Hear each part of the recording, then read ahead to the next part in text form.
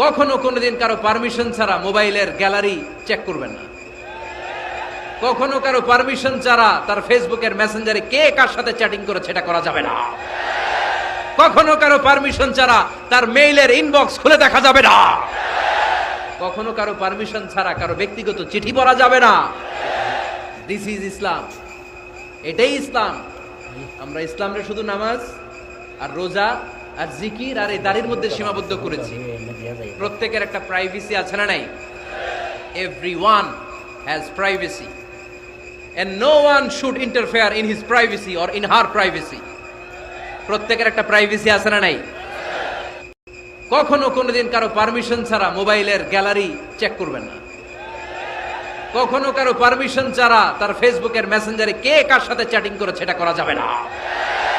কখনো কারো পারমিশন ছাড়া তার মেইলের ইনবক্স খুলে দেখা যাবে না। কখনো কারো পারমিশন ছাড়া কারো ব্যক্তিগত চিঠি পড়া যাবে না।